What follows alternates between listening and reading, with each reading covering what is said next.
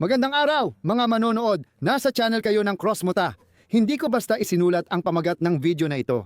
Ang opposite na makina, o kung gusto ninyo, tinatawag din itong flat twin, ay inilalagay na sa mga motorsiklo mula pa noong 1905. Ang una ay itong maliit na aparatong tinatawag na FEI, na ginawa ng Light Motors Company mula sa Britanya. Noong 1907, nakuha ito ng kilalang kumpanyang Douglas, na nagpatuloy sa paggawa ng mga motorsiklo gamit ang parehong makina. At si Douglas ay maituturing na kumpanyang naging huwaran ng maraming kumpanya, kabilang na ang BMW, pagdating sa kanilang mga produkto. Sa kasalukuyan, ang BMW at EMZ ang dalawang kumpanya na gumagawa ng mga motorsiklo na may flat twin na makina sa serye. At gaya ng mapapansin ninyo, ito ay nakapwesto ng pahaba sa aksis ng motorsiklo. At matagal-tagal na rin ito, mula pa noong huling bahagi ng dekada 40. Noong una, ang makina ng ganitong motorsiklo ay inilalagay pahalang sa frame. Ang Mi Dual Type 1 ay isang modernong luxury na motorsiklo na ang gumaganang prototype ay ipinakita sa publiko noong 2014. Ang konsepto ng motorsiklong ito ay mula sa unang opposite.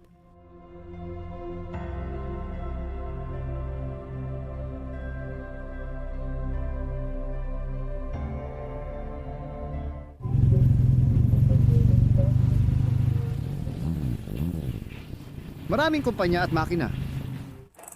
Una, bakit mula 1,900 at 5 hanggang 1,900 at 19 pahalang lang sa aksis ng motorsiklo inilalagay ang ganitong makina? Para maintindihan, dapat nating tingnan ang konteksto. Ang mga unang disenyo ng motorsiklo, sa totoo lang, mga bisikleta lang na may maliit na makina at sa mahabang panahon, wala talagang mga gearbox ang mga ito.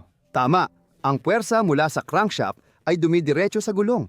Para mas madaling mailipat ang ikot gamit ang kadena o sinturon, dapat magkaparalelo ang pag-ikot ng baras at gulong. Sa mga kakulangan ng ganitong pagkakaayos ng flat twin, dapat banggitin ang mas mahabang sukat ng makina at ng motorsiklo, pati na rin sa ilang pagkakataon, ang pag-overheat ng likurang silindro. Bagaman sa maraming disenyo, ang bukas na flywheel ay nagsisilbing tagahanga para sa sapilitang pagpapalamig.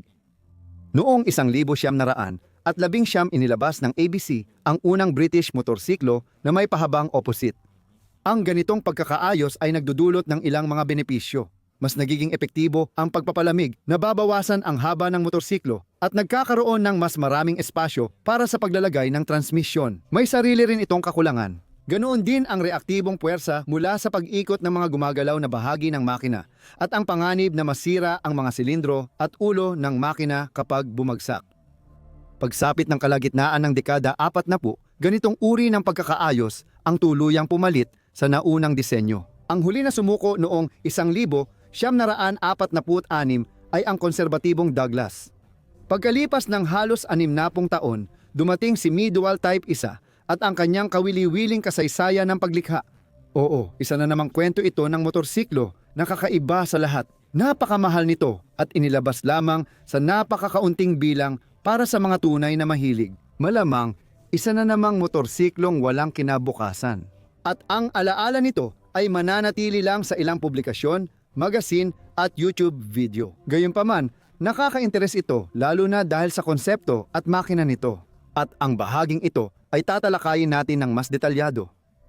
Si Olivier Midi, isang Pranses at gumawa ng Mi Dual Type 1, ay naglagay ng makina sa kanyang likha na halos gaya ng ginawa ni Douglas 1 siglo na ang nakalipas, pero sa natatanging paraan. Noong 1979 sa eksibisyon sa Paris, ipinakita ng kumpanyang Mi Dual ang kakaibang motorsiklo. Ang makina ay nakahorizontal sa aksis ng motorsiklo at may 25 degree na hilig pasulong pababa.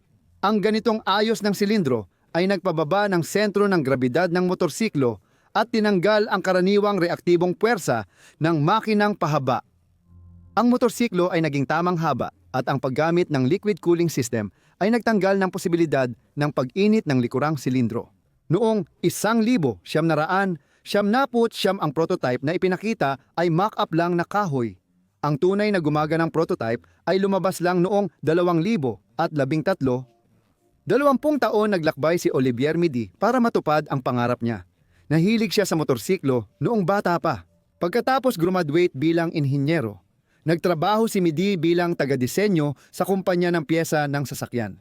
Noong 1992, nagpasya siyang magdisenyo ng sariling motorsiklo. Noong una, gabi niya lang ginagawa sa libreng oras. Noong 1994, nakuha niya ang unang patent sa disenyo ng makina. Nang walang makita magpopondo, siya na ang gumastos at nagtayo ng sariling kumpanya sa paggawa ng pyesa ng sasakyan na nagsimulang mag-supply sa Citroën, Peugeot at Renault. Noong 1979 sa Paris Motor Show, ipinakita ang unang dalawang prototype ng Midwal 875. Tulad ng alam nyo na, kasama ang mock-up ng makina. Noong panahong iyon, akala ni Midi sapat na ang makinang may 800 at 75cc na kapasidad. Nagpakita ng malaking interes ang proyekto at nakatanggap ng magagandang puna. Naghahanap ng pondo at mapagkukunan sina Olivier at François para makagawa ng motorsiklo. Dahil walang nahanap na malaking sponsor, nagdesisyon ang mga lalaki noong 2000 at isa na mag-ipon ng pera sa loob ng 5 taon. Sa kabutihang palad, namamayagpag ang industriya ng sasakyan sa Pransya noong mga panahong iyon. Matagumpay nilang natapos ang 5 taon at noong 2006 ay nagawa nilang ipagpatuloy muli ang proyekto ng motorsiklo. Noong panahong iyon, hindi na nila gusto ang 800 at 75cc na makina. Kaya nagdisenyo si Olivier ng bagong 1,000 at 36cc na bersyon. Lumipas pa ang 8 taon bago nagtagumpay ang pangarap ni Midi at ang kanyang 1 liter na opposed engine na himala ay ipinakilala sa publiko. Noong 2014 ito nangyari at noong nakaraang taon nasubok sa iba't ibang paraan ang motorsiklo. Ang kanyang 1 litro, 2 silindrong opposed engine na 36 ay short stroke, may 100 mm bore at 66 mm stroke. Naglalabas ang makina ng 100 at 6 na kabayo sa 8,000 RPM at 100 Newton-meter na torque sa 5,300 RPM.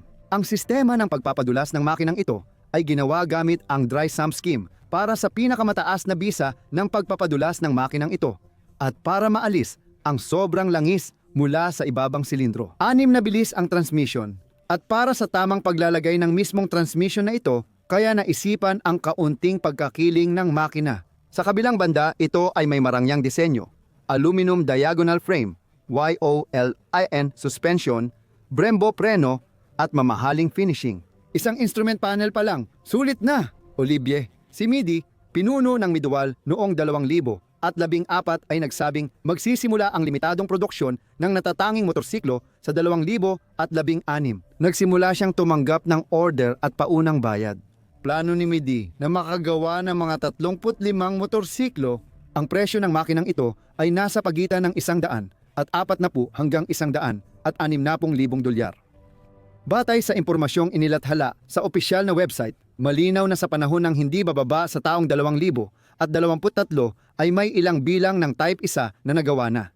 Kasabay nito, tinukoy rin ang mga panahon na kailangan para sa custom na pag-aayos ng disenyo ng motorsiklo o paggawa ng custom na bersyon maging sa hardware o sa disenyo. Nasa opisyal na website din ang mga PDF file na nagpapakita ng proseso ng paggawa ng makina. Gaya ng nasabi ko sa simula, ang Midwal Type 1 ay naging mamahaling bihira at lilimitahan lang sa 20 hanggang 40 piraso. Gayunpaman, ang makinang mula sa teknolohiyang 1 siglong gulang na inangkop sa makabagong panahon ay nananatiling kawili-wili. Hindi malabong makita natin ang ganitong mga makina sa hinaharap sa iba pang mga modelo ng motorsiklo. Ganito mga kaibigan ang kwento ng bagong pananaw sa lumang opposite. Ang Type 1, sa puntong ito, nagtatapos ang aking kwento. Kasama nyo, gaya ng dati, ang channel na Crossmoto. Maraming salamat sa panonood, pati na rin sa inyong aktibidad sa channel gaya ng pag-subscribe, pag-share at pagkomento. Salamat sa lahat ng sumusuporta sa channel ko sa pamamagitan ng pinansyal na tulong gamit ang mga detalye sa deskripsyon. Hanggang sa muli nating pagkikita.